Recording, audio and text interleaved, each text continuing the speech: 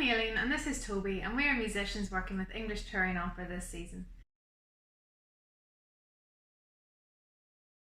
We had been really looking forward to playing Giulio Cesare all across the country, but due to the COVID-19 outbreak, we only got to perform this in Hackney Empire in London and in St Maltings.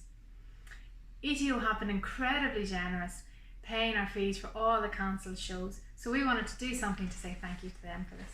So this is a short video about our instruments and what we do, which forms part of a series that ETO are releasing this spring. We want to dedicate this to all of the other musicians in the Old Street Band, which is ETO's period instrument orchestra, as well as the singers, the technicians, the administrators, and everyone that we were really looking forward to working with and going to the pub with after all the shows. As you probably already guessed, I am a harpist, and this is a Baroque harp. The really unique thing about the Baroque harp is it has 3 parallel rows of strings. The outside 2 rows are like the white notes of the piano and can be doubled up in chords to sound like this. And the inside row are like the black notes of the piano, so the sharps and the flats. The really brilliant thing about this harp is because it has so many strings, we can play really rich sonorous chords like this.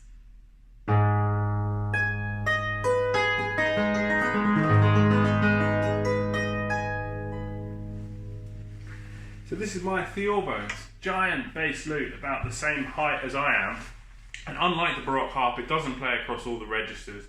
It's a bass specialist, so it's a bass instrument only really, and to get that it has these long strings to give it its special resonance, which also means it has an unusual tuning.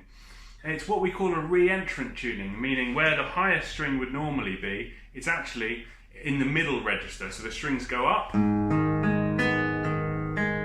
down again, giving the Theorbo one of its characteristic sounds that you'll hear, those chords that go up and then back down. Our main job in an opera is to play in the continuo section, and this means we read from the bass line, adding harmony as we go. So for example, if you heard a bass line like this,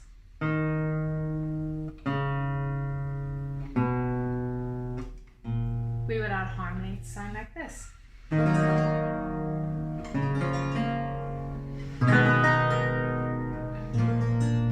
Or this.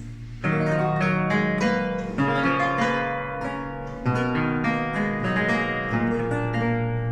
this.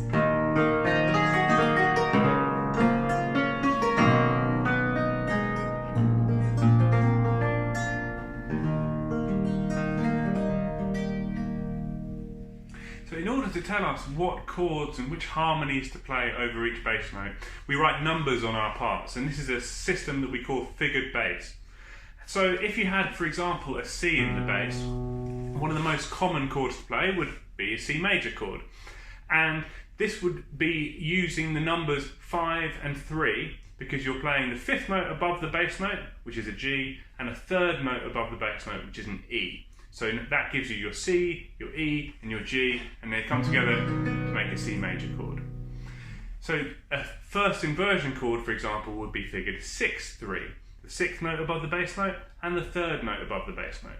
And using this system, we can notate any chord that you could possibly think of and play it on our instruments, hopefully all at the same time and all with the right notes. So in a Handel opera, we play in the arias and in the recitatives, which are the bits of sung speech that move on the plot and explain what the characters are doing. And in the recitatives in particular, it's important for us to try and reflect the character of what's going on stage. So if we had an A minor chord, we might ordinarily play something like this. But if it's in a particularly angry moment, you might hear something like this. And if we saw a D major chord in a bit of recitative, you might hear this. But if it's a particularly tender moment in the opera, you might hear something like this.